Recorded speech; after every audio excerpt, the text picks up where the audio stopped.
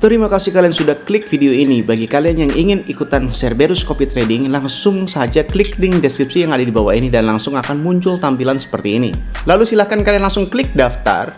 Bagi yang belum punya akun, untuk username itu bebas. Misalkan nama username-nya adalah pemula trading, dan jangan lupa untuk di akhir username-nya diberikan @cerberus.com. Jika kalian tidak mengetik cerberus.com, maka akun Anda tidak akan bisa terdaftar. Untuk password silahkan kalian pilihkan sendiri. Untuk nama silahkan bebas. Untuk nomor handphone harus nomor handphone yang aktif, karena jantung Cerberus Copy Trading itu ada di dalam nomor handphone. Jika nomor handphone berbeda, maka Cerberus Copy Trading tidak akan berlaku. Untuk kode referral bisa diisi atau bisa dikosongkan. Setelah kalian sudah mengisi semuanya, bisa langsung kalian klik register dan akan muncul tampilan seperti ini. Untuk mengaktifasi Cerberus Copy Trading, bisa langsung kalian WA admin terhadap nomor ini, dan untuk biayanya adalah 4 juta rupiah untuk member reguler dan 40 juta rupiah untuk member eksklusif. Jika kalian ingin mengetahui simulasi profit tradingnya, langsung bisa kalian klik kalkulator Cerberus, masukkan modal dengan satuan dolar, klik 1000 misalkan, dan untuk jumlah harinya max 365, langsung klik hitung. Setelah itu akan muncul seperti ini dan scroll ke bawah. Nah, di sini adalah total profit bersihnya, yaitu totalnya adalah 3.293. Untuk info lebih lanjut, silahkan WA admin di nomor ini. Selamat menikmati materi di video kali ini.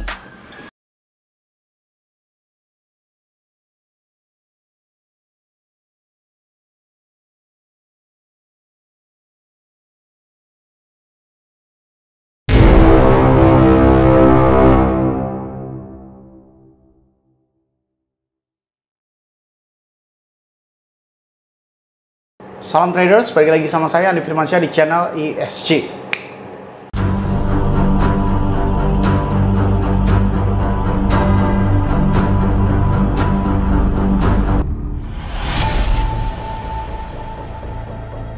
Oke, sebelumnya minal aidin wal faizin, mohon maaf lahir dan batin.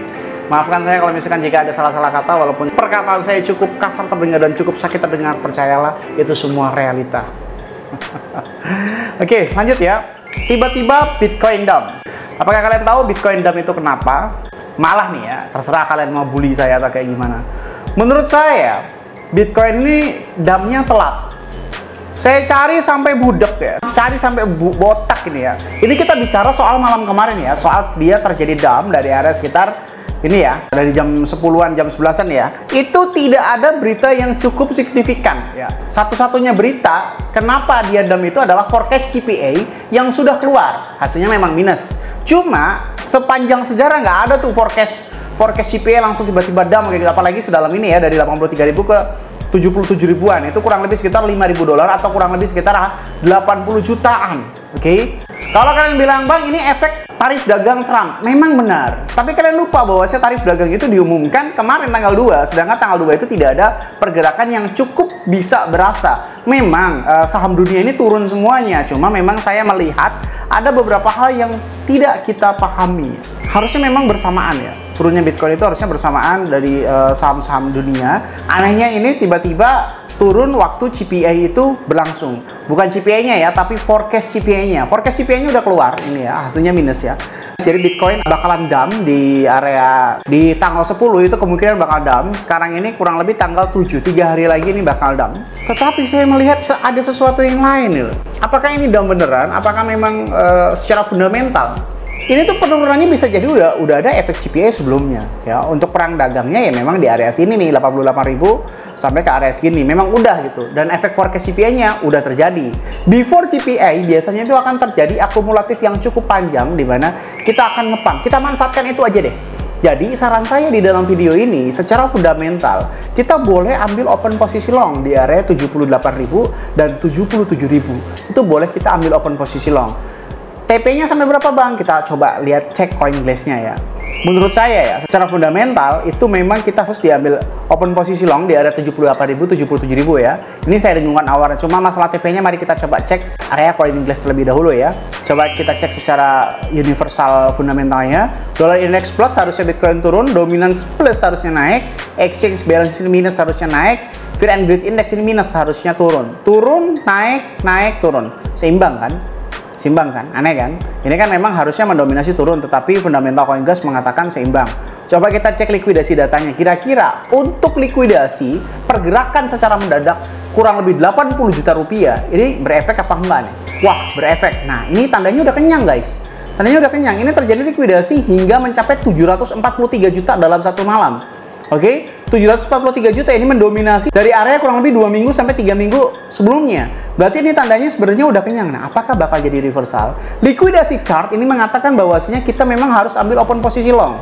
Apakah ada jaminan mutlak? Bang? Nggak ada lah. Kalau ada jaminan mutlak, gue udah kaya banget lah. Win rate saya itu 99% guys, bukan 100%. Jadi ada 1% kesalahan. Tapi bang, kan 6 bulan abang masih 100%? Iya, cuma kan tetap saya manusia biasa. Jangan terlalu mendewakan saya ya. Saya bisa aja salah gitu kan. Coba kita cek likuidasi datanya ya di dalam order booknya. Seperti biasa kita ubah ke dalam old version. Untuk skalanya 1:100. Oke? Wah, tapi likuidasi deep chartnya ini mengatakan lebih gemuk warna hijau ya. Ini mencapai kurang lebih 17.000 dolar ya. 17.000 dolar. 17.000 Bitcoin maksudnya, bukan dolar ya, 17.000 Bitcoin. Nah, tapi di sini sama-sama adanya instan eksekusi guys ya. Tinggal lebih kosong ke area 80.000 ya. Ini nih ada tembok kecil di area 80.000 sampai ke 86.000. Kayaknya tetap ya, kita harus ambil open posisi long. Jadi di dalam video ini saya akan deklarasikan kita akan ambil open posisi long di area 78.000 dan area kepala 77.000 dan take profit di area 80 ribuan. Oke? Sekali lagi 78.000 di 77.000 kita take profit di area 80 ribuan. Before CPA itu biasanya akan naik ke area 80.000. Biasa kayak gitu. Waktu CPA-nya bagaimana bang? Waktu CPA-nya kemungkinan bakal dump karena forecast-nya memang dump atau memang ada sesuatu hal yang lain. Kalau saya melihat beberapa keanehan terjadi, keanehan pertama adalah Bitcoin tidak mengikuti jadwal yang sudah ada. Harusnya dump-nya itu waktu tanggal 2 atau tanggal 3. Ini malah dump-nya tanggal 6, oke? Terus yang ketiga, kemunculan forecast CPA itu harusnya tidak se-impact ini karena hanya forecast-nya. Forecast CPA-nya harusnya biasa aja, kecuali CPA-nya udah langsung ada gitu kan. Nah, itu yang kedua, kejanggalan kedua. Kejanggalan ketiga, tembok short dibiarin kosong. Tembok short dibiarin kosong loh. Maksudnya bagaimana bang? Biasanya kalau memang ada dominasi seperti ini, kayak instan eksekusi ini nggak seimbang guys. Ini tetap seimbang. Tapi order short ini dibiarin kosong. Bisa jadi ini nanti bakal diakumulatifin di long ke 86.000 dulu supaya kalian panik buy. Setelah itu baru di dump kembali. Kayak gitu sih ya. Maka dari itu saran saya ini kalian kita bisa ambil open posisi long di area 78.000 atau 77.000, take profit di area 80.000 pas. Kayak gitu ya. Untuk CPA-nya nanti gimana bang? Sampai detik ini ya, nggak tahu nanti kalau besok atau lusa saya berubah pikiran. Sampai detik ini saya masih berpikir CPA nanti kita ambil wait and see dulu aja daripada kita melakukan sesuatu yang kurang bisa dicerna dengan akal sehat. Itu saran saya. Lalu selanjutnya, kalau kalian bilang bahwasanya saya selalu benar, amin ya robbal alamin. Cuma saya ini tetap manusia ya guys ya. Kebenaran saya selama ini 6 bulan benar 100% dan 4 tahun 99% ini bukan tanpa sebab, bukan tanpa asal. Ini merujuk terhadap sebuah chattingan hari ini ya, salah satu orang gitu yang tadinya dia niat ikut Cerberus ya. Dia bertanya, "Pagi bang, tolong bang, minta arahan kalau boleh, karena kemarin saya open posisi long dan sempat average down sampai udah pakai 45% dari modal. Leverage 10 dan rata-rata harga di 81.722 dan likuidasi di 73.890. Baiknya hold atau kayak gimana?" Ya, saya jelas bilang, susah kan? Nggak sesimpel teori orang-orang. Satu-satunya jalan margin variasi aja, tapi modal habis. Nah, satu-satunya kejanggalan di sini ada. Kalau misalkan saya belum upload video tentang bagaimana cara kalian menjaga money management, mungkin masih bisa dibenarkan. Beberapa video saya sudah terang-terangan ya mendeklarasikan bahwasanya jangan pernah mengkhianati hukum money management Anda sendiri. Karena setiap kalian mengkhianati money management itu sendiri, kan itu akan membuat kalian gelisah serta resah akan likuidasi secara paksa margin call di seluruh modal ya. Di member-member Cerberus kemarin juga nggak sehat tuh. Nah, sekarang ini mulai sadar tuh. Member-member Cerberus kemarin itu nggak bersyukur, bos. Member Cerberus kemarin itu nggak bersyukur, bang, gimana sih open posisinya kok sekitar 10%, kadang-kadang 10%, kadang-kadang 15% kayak gitu, katanya 20%. Lu nggak paham kan betapa berbahayanya market sekarang ya. Lu cek influencer-influencer lain itu mungkin udah margin call. Nah, itulah rasa tidak bersyukur dan lupa akan money management ya. Kalau sekarang mungkin pada dia member Cerberus karena paham betapa gilanya pasarnya itu ya. Maka dari itu kalau misalkan sekarang saya lakukan average pun, misalkan saya sekarang lakukan average, yaitu masih sekitar 10 hingga 20% dari modal aja. Masih ada margin variasi, leverage-nya masih 5, bisa dikecilkan margin variasi langsung jadi 3 atau 2. Nah, itu sangat-sangat logis dan sangat tenang. Kalau misalkan dari kemarin saya memakai leverage 10, memakai average hukum open posisi 20%, itu udah saya jelas pasti saya margin call. Bisa. karena tingkat panik. Nah, itulah hal-hal yang harus kalian pahami bahwasanya memang mudah untuk memahami channel saya secara gratisan.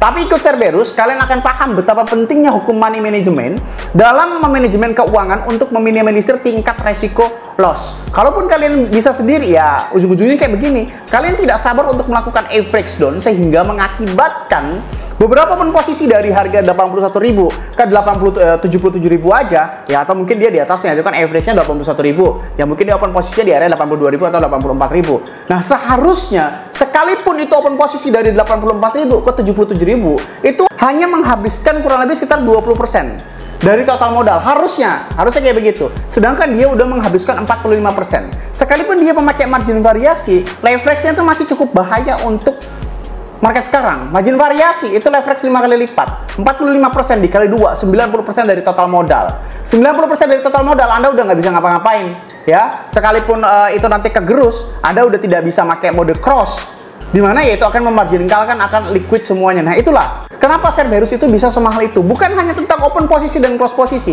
Open posisi dan close posisi, seluruh influencer atau Anda sendiri atau anak bocil baru kemarin sore yang lihat trading, itu juga bisa untuk open posisi dan close. Itu sangat gampang, apalagi kalau trennya naik, trennya turun, kayak gitu. Nah, yang susah adalah ketika tidak terjadi keseimbangan market dan kalian melupakan hukum money management.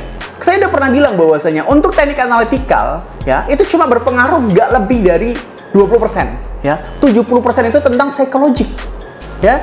10% teknik analytical, 20% teknik fundamental. 70% itu bukan TA, guys. 70%-nya itu bukan fundamental, tetapi psikologik, otak diri kita sendiri. Kita udah tahu nih rumusnya, tapi lu nyayatin sendiri. Akhirnya apa? Ya boncos. Oke? Semoga bermanfaat video kali ini yang saya sampaikan. Jangan lupa klik like, komen, dan subscribe. Logikanya, kalau kalian nggak subscribe, ngapain saya buat video lagi? Dan share ke teman kalian, agar teman kalian tahu apa yang kalian tahu. Saya Andi Firmansyah, Use Your Logic, dan salam traders. Gak mau ribet trading atau loss di dalam trading? Ikut Cerberus aja.